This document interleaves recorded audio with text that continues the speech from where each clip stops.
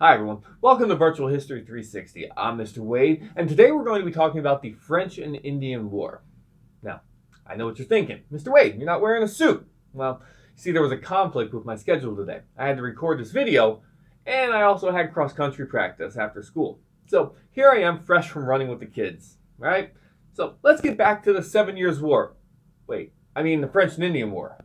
Well, you see, the terms are globally interchangeable because England and France were fighting in Europe at the same time. Here in North America, there was a dispute over the Ohio River Valley.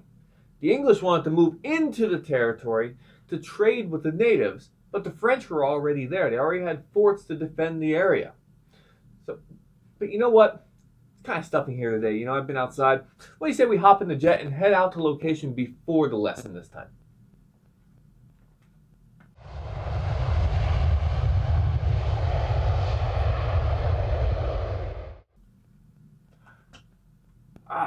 Here we are at Fort Necessity, the site of Fort Necessity. It's about an hour southeast of Pittsburgh.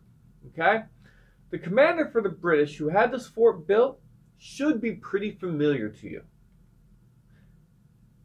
Any ideas?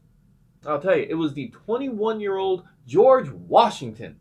You see, George was working his way up the ranks from messenger to colonel by this point, and he made a slight mistake, and I say that facetiously. Facetiously, when he attacked a French envoy. After the fight, they claimed to be a diplomatic group, and this is when George realized he was in trouble. He knew that they would be attacked, so that is why Fort Necessity was built.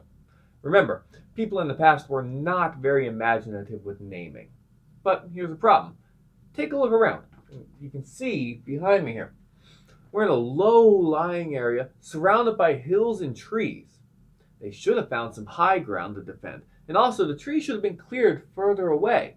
Because in this position, the French were able to hide behind the trees and just take target practice. They thoroughly routed the British here. And this would signify the start of the hostilities of the French and Indian War. You see, Britain formally declared war, and most of the natives living in this area sided with the French. Hence the name French and Indian War, because that's who the British were fighting. This is because the French traded with them. This is why the Indians sided with them, because the French traded with them rather than settling in the area. We've talked about this in class before. Now, kind of stepping back from the Fort Necessity thing, this is also about the time Ben Franklin steps into the picture and becomes more prominent in American history. You see, a group of people from the colonies, a congress, if you will, of the British colonies, met in Albany, New York, and Ben suggested that the colonies should unite together and work together to win the war. Sounds easy, right? He called it the Albany Plan of Union. Didn't take off too well. It was solidly rejected by the colonists.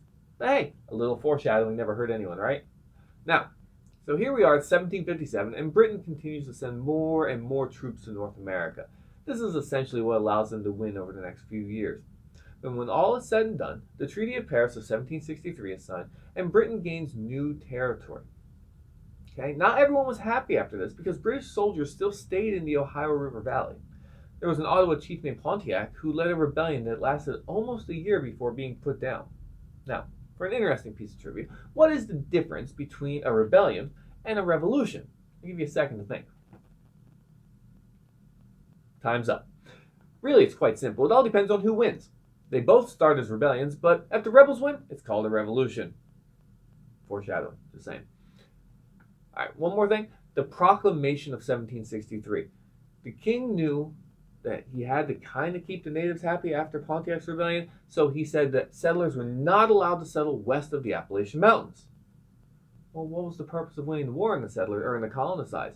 They needed to move west because that's where the good land was. So now you have the Indians that are still upset, the natives that are upset. Now you have colonists that are upset, and you can kind of see where this is going, right? All right, so that about does it for this lesson, okay? I know it was brief, but I think you got it. I'll leave you with one more bit of info. Shipping all the soldiers across the ocean and supporting them while they were here was very expensive. Somebody would have to pay, and that's what we're going to focus on for the rest of this unit. All right?